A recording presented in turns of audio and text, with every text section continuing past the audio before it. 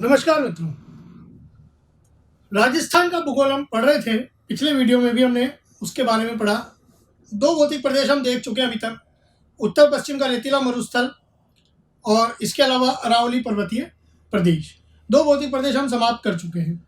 आज हम तीसरा भौतिक प्रदेश स्टार्ट करेंगे। यहाँ पर तीसरा भौतिक प्रदेश जो है वह है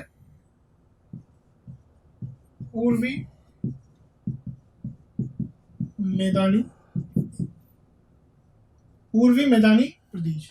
तीसरा भौतिक प्रदेश आज हम यहाँ पढ़ेंगे। बहुत ही इंपॉर्टेंट, ये भी ध्यान से समझने वाली बात है। अब एक मानचित्र भी बना लेते हैं राजस्थान का,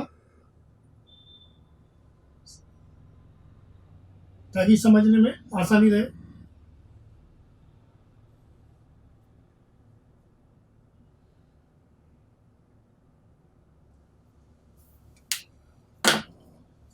देखिए, पूर्वी मैदानी प्रदेश सबसे पहले किसका अवशेष है? ये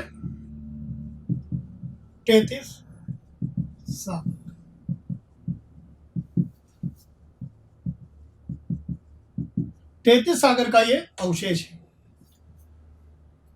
अब ये जो निर्माण हुआ, इसका निर्माण वो हुआ है गंगा और यमुना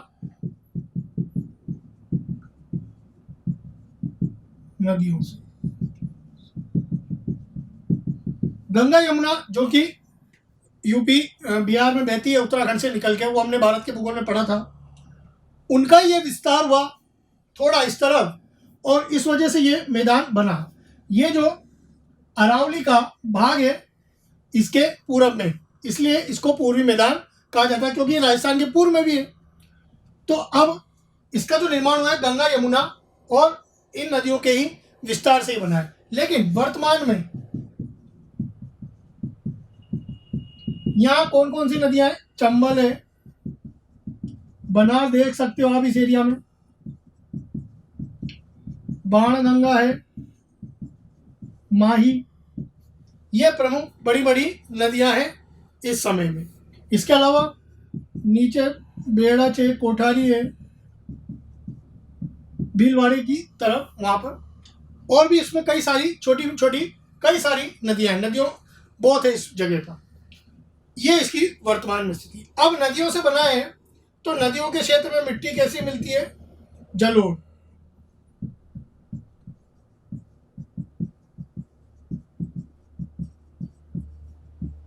जलोढ़ मृदा पाई जाती है। अब जलोढ़ मृदा कैसी है? एक उपजाऊ मृदा है।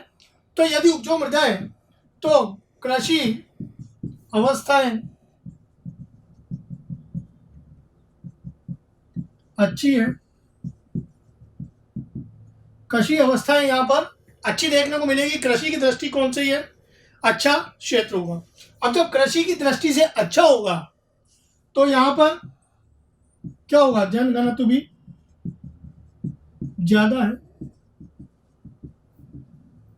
क्योंकि जनसंख्या का जमाव भी क्या हो जाएगा? ज्यादा हो जाएगा। भारत तो कृषि प्रधान देश है, इसलिए तो जनघनत्व भी इस वजह से यहाँ पे ज्यादा है। नदियां हैं, भूमि उपजाऊ है, कृषि क्षेत्र अच्छा है, इसलिए जनघनत्व भी क्या है? ज्यादा है। अब कितने जिलों में ये? ज्यादा से ज्यादा 10 जिलों में। 10 जिलों में ये फैला हुआ है। 10 जिलों में इसका विस्तार है। 10 जिलों में इसका विस्तार है। और 10 जिलों में कौन कौन से हैं वो देखिए आप। यहां पर अलवर है, अलवर के बगल में जयपुर, जयपुर के ऊपर थोड़ा सा भरतपुर, और बगल में दौसा, धौलपुर, धौलपुर के नीचे करौली, और फिर सवाई माधोपुर। 7 शहर हो गए जो कि ऊपर के ही हैं। अब एक एक करके नीचे आएंगे हम, करौली वगैरह यहां से नीचे की ओर भी देखेंगे। एक तो यहां पर भीलवाड़ा बीच में, और फिर भीलवाड़ा के बाद बांसवाड़ा। देखिए भीलवाड़ा के नीचे प्रतापगढ़ चित्तौड़ है, लेकिन वो इसमें नहीं है, माफ कीजिएगा, इसमें जो है वो थोड़ा सा भाग जो आपको मिलेगा वो मिलेगा टोंक का। तो टोंक यहाँ हम लिख सकते हैं। तो चित्तौड़ और भीलवाड़ा का भाग तो इसमें नहीं है, सॉरी चित्तौड़ और प्रतापगढ़ का भाग इसमें नहीं है, माफी चाहूंगा मैं। चित्तौड़ और प्रतापगढ़, चित्तौड़ के ऊपर भीलवाड़ा का भाग है और नीचे बांसवाड़ा का भाग इसमें, क्योंकि बांसवाड़ा अरावली में नहीं लिखा था हमने, अरावली में नहीं आता, वो आता किसमें, मैदानी भाग में। तो ये इसके इन 10 जिलों में इसका विस्तार है। तो आप पहले से नोट कर लीजिए और आगे बताता हूं फिर मैं।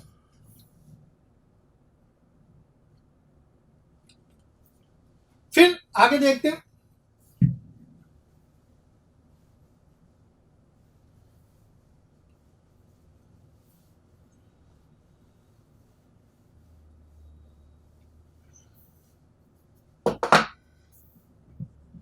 लगभग राजस्थान की बात करें तो राजस्थान के लगभग 23% भाग पर, सही ले तो ये होगा,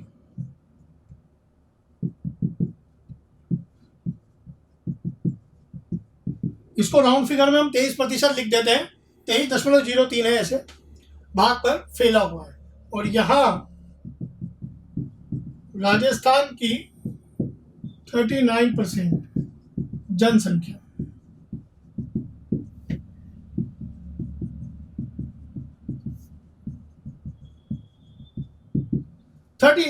जनसंख्या यहां पर निवास करती है। यदि हम इसका ढाल देखें तो ढाल इधर पश्चिम से पूरब की ओर है,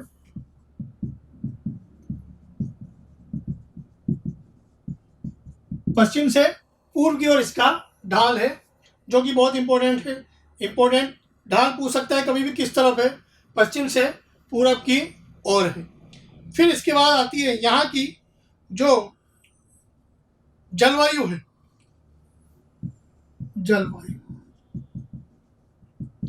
जलवायु उष्ण है और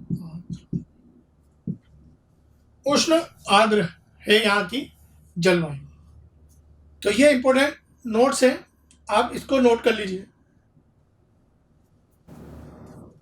अब इसको हम देखें तो 3 भागों में हम इसे देख सकते हैं।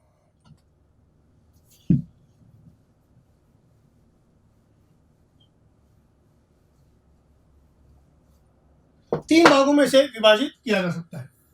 तो लिखेंगे इसे निम्न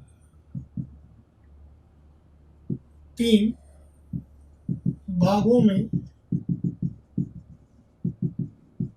विभाजित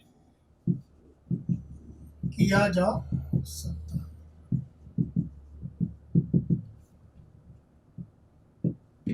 तीन भागों में इसे विभाजित किया जा सकता है। पहला भाग हम देखें तो बनास या बाणगंगा का मैदान, बनास या बाणगंगा का मैदान। बनास नदी जो इस तरफ जाती है टोंक की सवाई माधोपुर की तरफ, राजसमंद से निकल के नदियों में पड़ेंगे हम, और इधर से जयपुर से बाणगंगा, ये नदियां जो है ऊपर का मैदान बनाती है, यानी जो है उत्तर पूर्व का क्षेत्र हो गया है। तो बनास व बाणगंगा नदी जहां प्रवाहित होती है, वहां का ये क्षेत्र है। जहां जहां ये नदियां प्रवाहित होती है वहां का ये क्षेत्र है। अब नदियां हैं तो मिट्टी कैसी होंगी, मिट्टी तो लगभग जलोढ़ ही होंगी, जलोढ़ मृदा ही पाई जाएगी इस क्षेत्र में लगभग। यहां पर अगर हम देखेंगे तो जलोढ़ मृदा ही देखने को मिलेगी। अब यहां पर जो है करौली का कटा फटा क्षेत्र हमें देखने को, कटा फटा क्षेत्र देखने को हमें मिलता है करौली में। किसका? क्षेत्र का, नदियों के कारण, जिन्हें हम सामान्यतः क्या कहते हैं? बीहड़ भी कहते हैं। अभी आगे और पढ़ेंगे बीहड़, यहाँ भी हमें देखने को मिलते हैं कटा फटा क्षेत्र, उसे हम बीहड़ भी कहते हैं। इस क्षेत्र बहुत ही इंपॉर्टेंट है।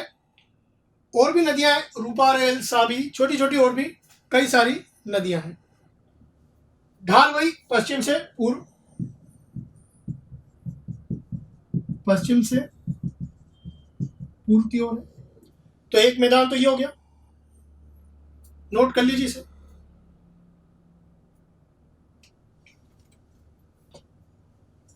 दूसरा देखते हैं,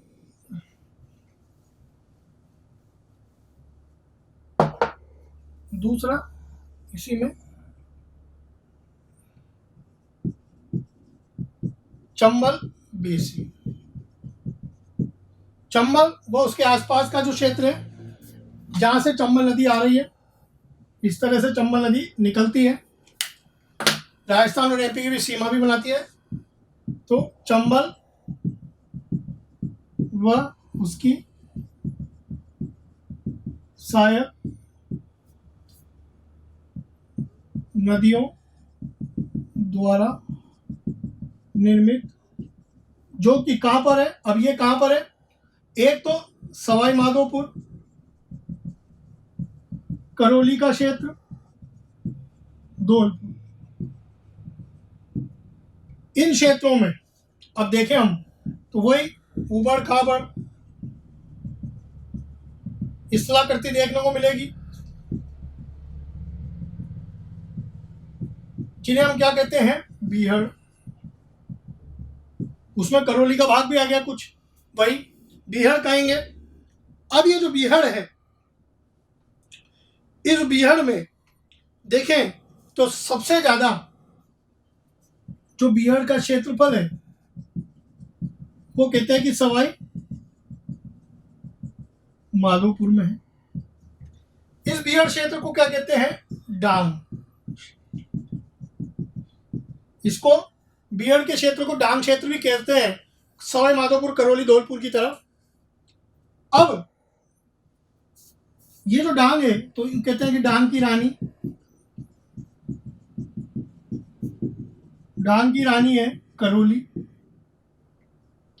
डांग क्षेत्र की रानी किसे कहते हैं? करौली को। राजा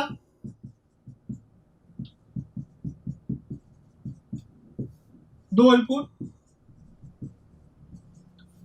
शब्दावली का प्रयोग किया गया, राजा और रानी। सबसे ज्यादा क्षेत्रफल बीहड़ का या डांग का कहां पर है?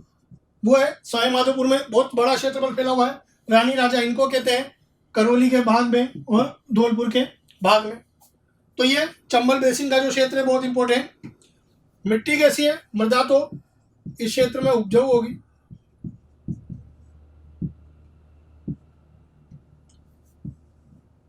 देखने को मिलेगी, तो इसको भी नोट कर लीजिए।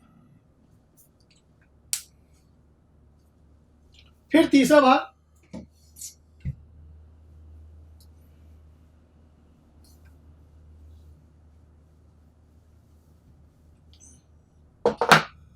देखते हैं। फिर वो है माही बेसिन।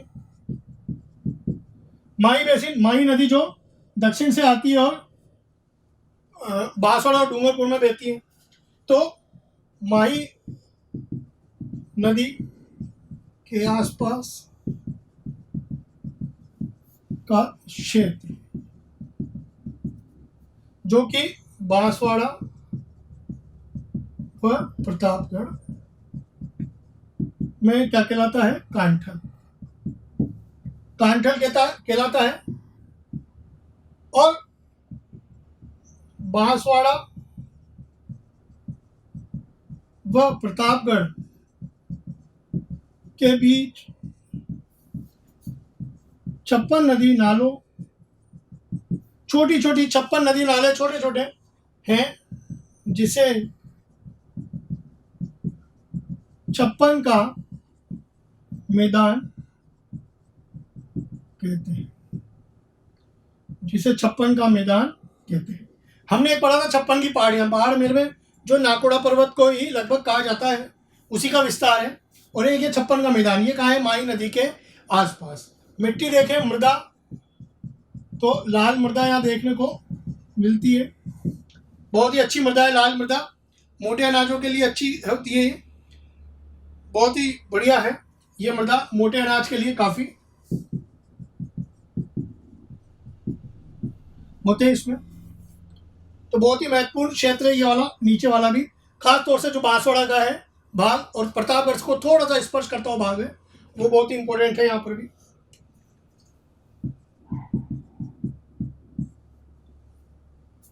नोट कर लीजिए इसे।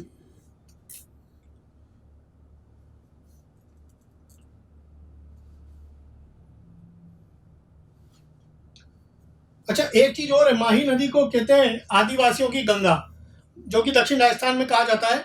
वो भी हम नदियों में लिख लेंगे वैसे तो, पर मैं यहाँ भी बता दूं, माही नदी को जो है आदिवासियों की गंगा का समान दर्जा दिया गया है। आदिवासियों के लिए बहुत ही महत्वपूर्ण है माही नदी, क्योंकि ये क्षेत्र पूरा आदिवासियों से के निवास का क्षेत्र है पूरा, तो काफ़ी आदिवासी लोग रहते हैं इस क्षेत्र में, तो आदिवासियों की गंगा इसे कहते हैं। वो हम नदियों में लिख लेंगे पूरा और डिटेल में। इसको आपने नोट कर लिया होगा, मैं इसे मिटा देता हूँ। तो इसे हमने ये 3 भागों में देखा, पूर्वी मैदानी प्रदेश, ये हमने तीसरा भौतिक प्रदेश पढ़ा है। तो इसमें तीसरे में हम देखें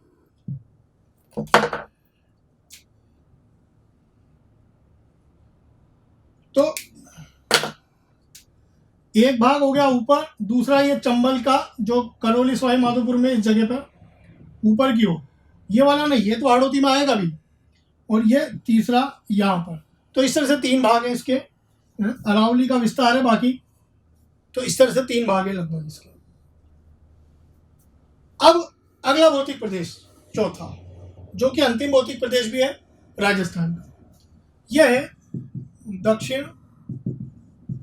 पूर्व पठारी, दक्षिण पूर्व का पठारी प्रदेश, बहुत ही महत्वपूर्ण प्रदेश ये भी एक और, चौथा भौतिक प्रदेश राजस्थान का। तो सबसे पहले हम ये देखेंगे किसका अवशेष है ये जो निचला भाग है ये वाला, ये पूरा जो भाग है ये कहलाता है दक्षिण पूर्व का पठारी, ये वाला पठारी क्षेत्र। तो सबसे पहले तो ये किसका अवशेष है? गोंडवाना लैंड का।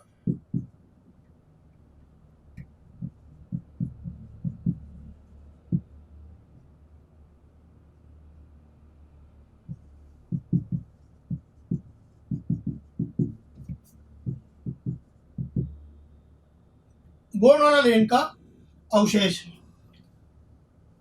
कौन सा भाग? ये दक्षिण पूर्व का पठारी प्रदेश।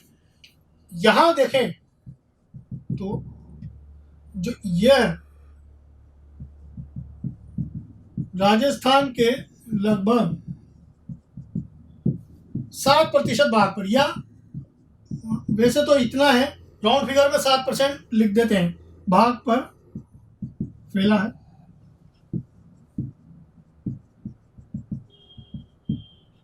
और जनसंख्या देखें तो लगभग 11% जनसंख्या राजस्थान की यहाँ पर निवास कर रही है। बहुत ही इंपॉर्टेंट प्रदेश है। ज्वालामुखी क्रिया से बना है, ज्वालामुखी क्रिया से बना है। तो ज्वालामुखी क्रिया में क्या होता है? जब ज्वालामुखी ठंडा होता है, मिट्टी दूर दूर तक फैलती है, तो मिट्टी किस में जाती है? ज्वालामुखी में लावा निकलता है, लाल तप्त जला हुआ, जली मिट्टी कैसी होगी? काली हो जाएगी। तो मृदा कैसी पाई जाएगी? या काली या मध्यम काली। मध्यम काली कहना ज्यादा सही होगा यहाँ पर। पूरी तरह से काली तो नहीं, मध्यम काली मृदा ज्यादा देखने को मिलती है इस क्षेत्र में यहाँ पर। तो बहुत ही इंपॉर्टेंट चीज है ये। अब ये क्या है, कहाँ कहाँ फैला हुआ है? लगभग 7 जिलों में।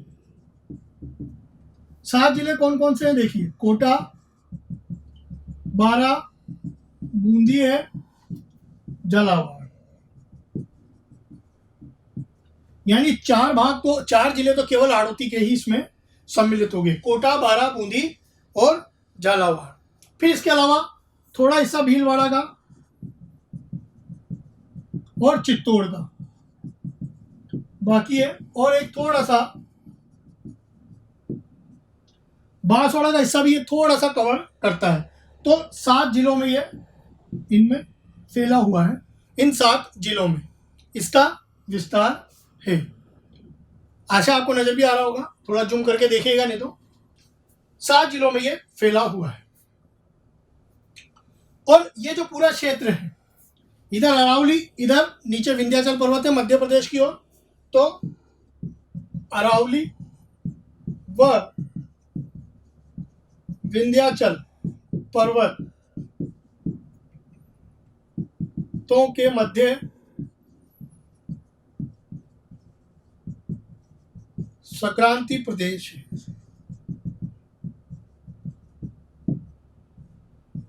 संक्रांति प्रदेश यानी दोनों का बीच का क्षेत्र जो होता है मिक्स, वो वाला क्षेत्र है ये, बहुत ही महत्वपूर्ण क्षेत्र।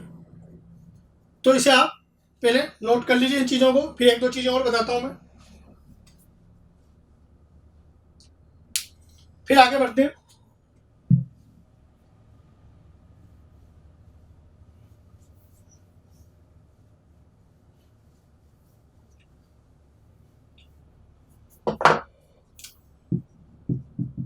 राजस्थान में सर्वाधिक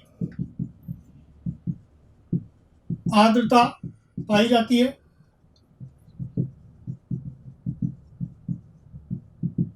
इस क्षेत्र में राजस्थान में सर्वाधिक वर्षा पाई जाती है। वर्षा भी सर्वाधिक है यहाँ पर, इस क्षेत्र में बहुत ज़्यादा वर्षा होती है। राजस्थान में सर्वाधिक नदियाँ भी यहाँ पर सर्वाधिक है इसी क्षेत्र में। तो ये सब चीज़ें यहाँ पर सर्वाधिक हैं, सर्वाधिक नदियाँ भी सर्वाधिक है, वर्षा भी इस क्षेत्र में सर्वाधिक है। नोट करें इसको, आर्द्रता भी सर्वाधिक क्योंकि वर्षा ज़्यादा होती है इसलिए। अब यहाँ पर जो है नदी देखें अपन, तो एक तो चंबल व उसकी सहायक नदियां देखने को मिलती है।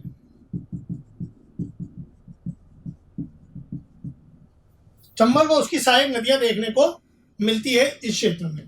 तो बहुत ही इंपॉर्टेंट क्षेत्र है, नोट कर लीजिए एक बार पहले।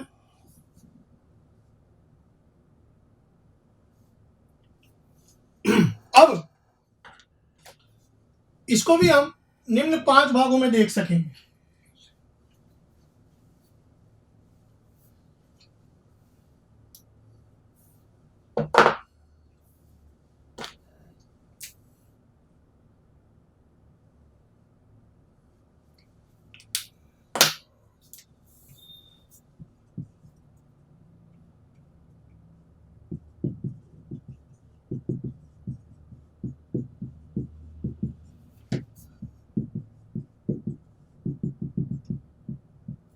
ये जो है, अब इसे भी हम निम्न 5 भागों में, 5 भागों में देखा जा सकता है। 5 भागों में इसे ए, पहला, अब देखिए मैं इधर अलग से चित्र बना रहा हूं इसका।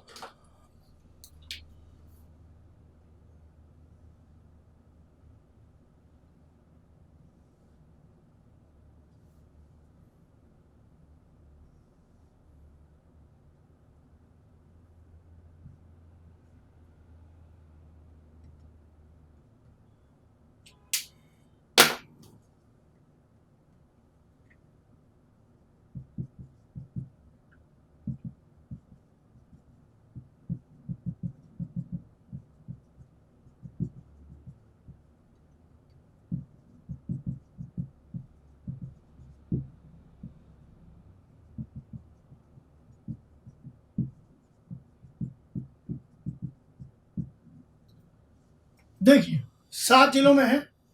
अब इसके भी हम 5 भाग देख सकते हैं। पहले है अर्धचंद्राकार पहाड़ियां, अर्धचंद्राकार पहाड़ियां, जो कि इसमें शामिल है एक तो बूंदी की पहाड़ियां व मुकुंदरा की पहाड़ियां,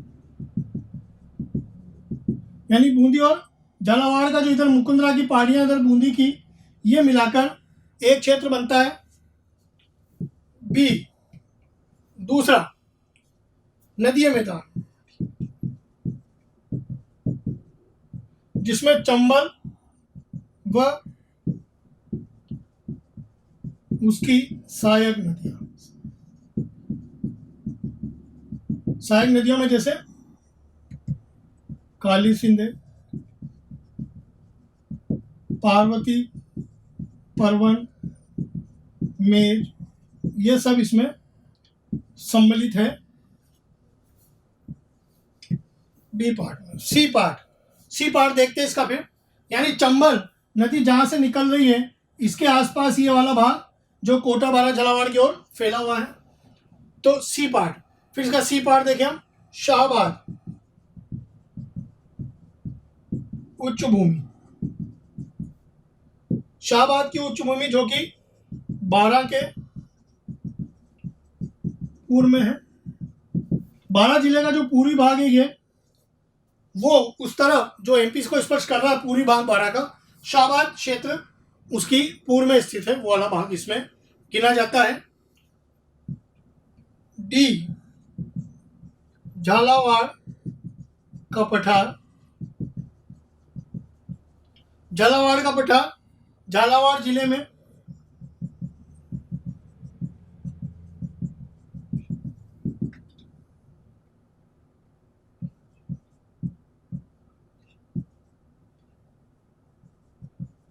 झालावाड़ जिले में है। झालावाड़ का जो अधिकांश भाग है वो पठारी है। फिर उसके बाद एक और है गंगधार, गंगधार उच्च डग डग गंगधार उच्च क्षेत्र, डग गंगधार जो झालावाड़ का दक्षिण पूर्वी भाग है, इस तरफ वाला, ये वाला, तो 1 2 3 4 ये वाले भाग जो बांटे हैं खास तौर से नदी, और ये नदी मैदान बीच में, इस तरह से 5 भागों में इसे बांटा गया है। तो झालावाड़ का दक्षिण पश्चिम भाग इसमें सम्मिलित किया जाता है। झालावाड़ का दक्षिण पश्चिमी भाग जो है इस तरफ वो सम्मिलित किया जाता है। तो इस तरह से इसको 5 अलग अलग टुकड़ों में देखा जा सकता है। मैं फिर बनाता हूं एक बार चित्र।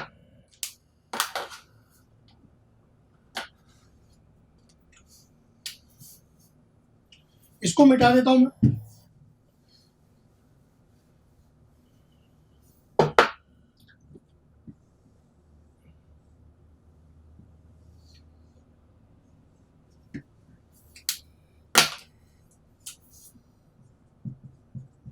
बूंदी, कोटा, बारा, झालावाड़,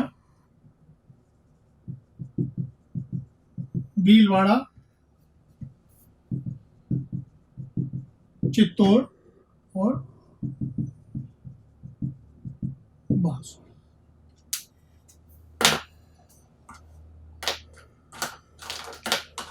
तो ए बी सी डी है, मैं ए बी सी डी बना देता हूं। ए वाला मुकुंदरा की पहाड़ी आ गई, इसमें बूंदी के आसपास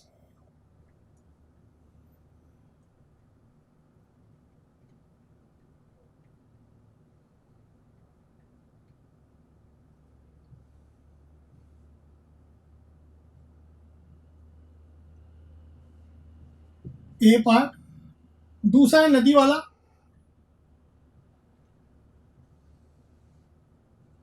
यानी बी पार्ट, फिर है शाहबाद वाला सी पार्ट, झालावाड़ का पठार डी पार्ट, और ये वाला पार्ट ई पार्ट। तो एक नदी वाला है,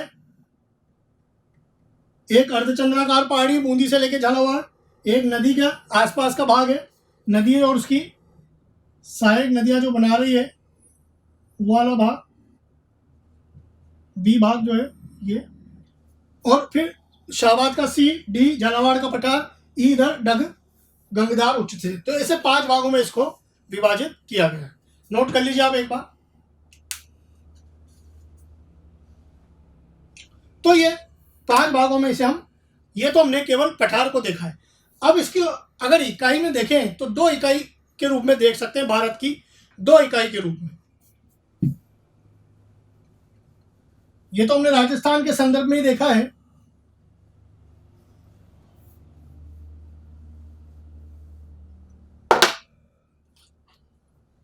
भारत के संदर्भ में देखें तो 2 इकाई इसके मिलते हैं।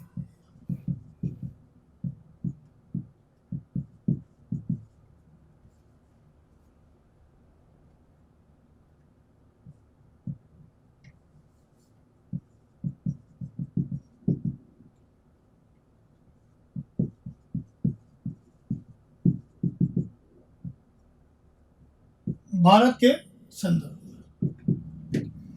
2 इकाई। चित्र आपने बना लिया होगा, मैं मिटा देता हूं। अब नहीं बनाया तो बना लीजिए, फिर मैं मिटा रहा हूं ये।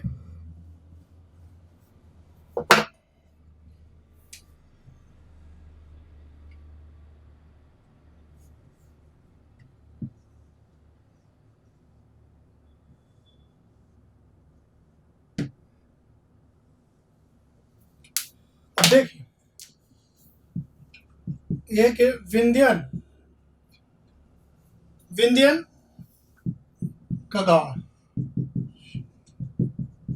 विंध्याचल का एक कगार इधर निकला हुआ है, वो विंध्यन कगार क्षेत्र।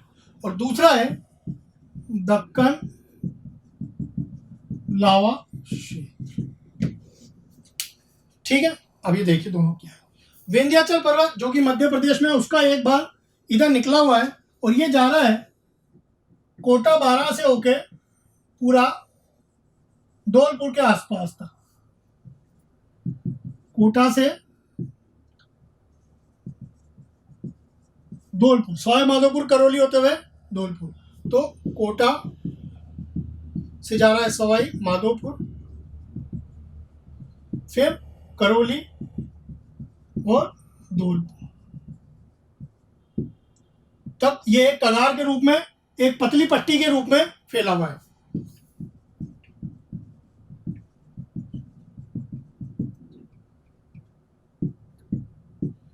ये फैला हुआ है। अब यहां पर जो है ज्यादातर लाल बालू का पत्थर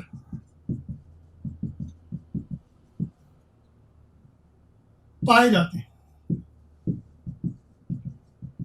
लाल बालू का पत्थर यहां पर देखने को मिलते हैं, खास तौर से सवाई माधोपुर से धौलपुर।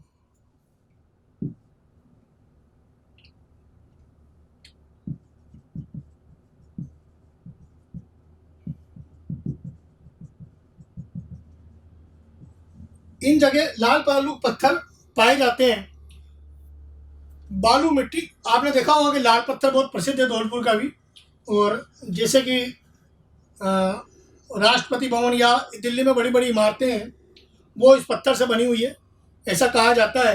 और कई जगह पे आपने लाल पत्थर देखा होगा, जहाँ पर हम हेरिटेज चीज़ें देते हैं, या कहीं हमने किले देखे हैं जो लाल पत्थर से बने, उनमें भी इसका बहुत प्रयोग हुआ है। तो लाल बालू का पत्थर से ये फैला हुआ है, जो किसका भाग है?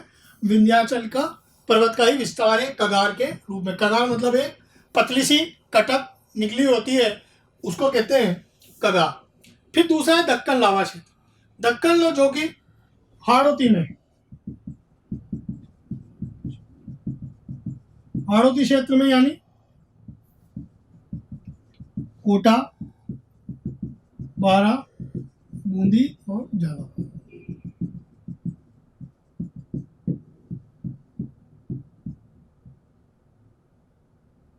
ये जो क्षेत्र है पूरा, ये वाला, ये दूसरा भाग हो गया इसका, हाड़ौती क्षेत्र में फैला हुआ है।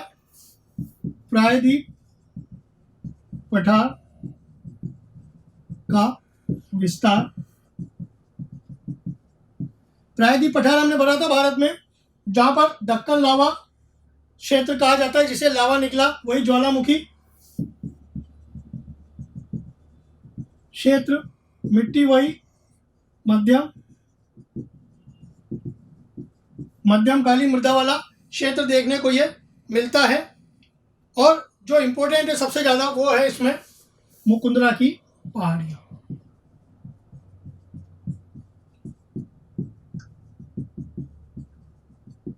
मुकुंदरा की पहाड़ियां यहाँ हमें देखने को मिलती है। तो ऐसे दो स्वरूप जो है भारत के संदर्भ में हम इसे दो इकाइयों के रूप में देख सकते हैं, तो इसे भी नोट कर लीजिए आप।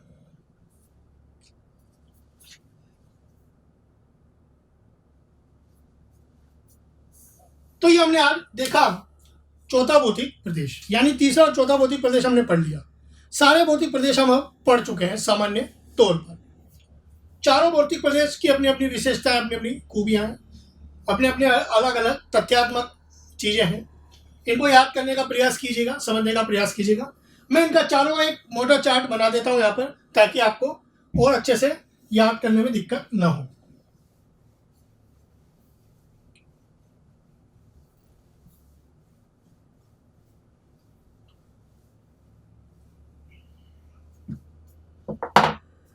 देखिए, एक चार्ट हम बना लेते हैं।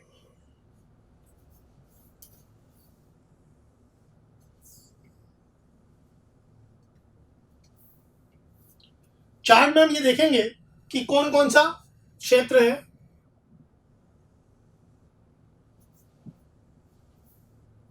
चार भौतिक प्रदेश हैं। एक है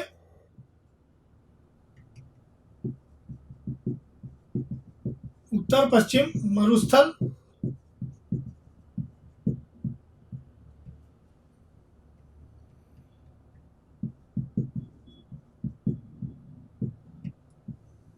दूसरा है अरावली पर्वत,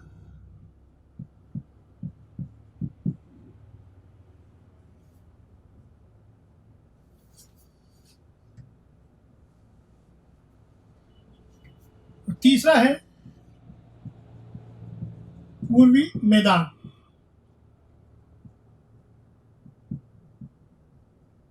चौथा है दक्षिण पूर्व पठार।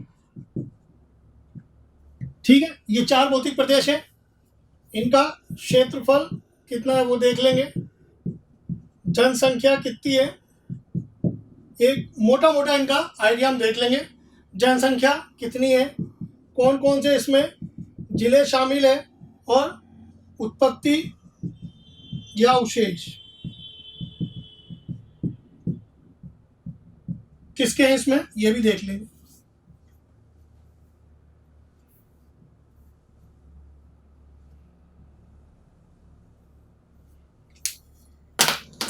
देखिए, क्षेत्रफल कितना कवर कर रहा है, राजस्थान का लगभग 61% भाग कवर करता है। यहां पर मैं लगभग ही लिख रहा हूं, 61.11 था, लेकिन 61 मैंने यहां लिख दिया है। 9% इसका था, 23% इसका और 7% के लगभग इसका। बाकी ओरिजिनल मैंने आपको लिखा ही दिया है। जनसंख्या 40% यहाँ रहती है, अरावली में 10% जनसंख्या रहती है, पूर्वी मैदान में 39%, और यहाँ पर 11% जनसंख्या निवास करती है राजस्थान की। जिले, अब इसमें कितने जिले आते हैं, 12, इसमें 13, इसमें लगभग 10 और इसमें 7। तो सबसे ज्यादा जिले पूछ सकता है किस भौतिक प्रदेश में, अरावली में। बहुत से लोग क्या करेंगे, इसमें लगा देंगे, जबकि अरावली में आ रहे हैं सबसे ज्यादा। एक एक जिला मैंने आपको वहां पर लिखा दिया है, किसमें कितने कितने जिले हैं वो मैं आपको लिखा चुका हूं भौतिक प्रदेश में। उत्पत्ति किस किस से हो रही है, देखिए, इसकी उत्पत्ति 33 सागर से हो रही है, अरावली की गोंडवाना लैंड से, पूर्वी मैदान की टेथिस सागर से, और वापस इसकी गोंडवाना लैंड से। ये इसकी जो है प्रमुख एक चार्ट बनाया समझने के लिए चारों भौतिक प्रदेश को नोट कर लीजिए आप। तो ये इसका मोटा मोटा आइडिया था। तो हमने भौतिक प्रदेश पढ़ा, यानी राजस्थान का दूसरा टॉपिक हमने अभी तक पढ़ा है, जो कि बहुत ही महत्वपूर्ण प्रदेश है। पहला हमने टॉपिक पूरा किया सामान्य परिचय, दूसरा ये कंप्लीट होता है राजस्थान के भौतिक प्रदेश। अब हम अगले वीडियो से नया एक टॉपिक प्रारंभ करेंगे। तब तक के लिए धन्यवाद। जय हिंद, जय भारत।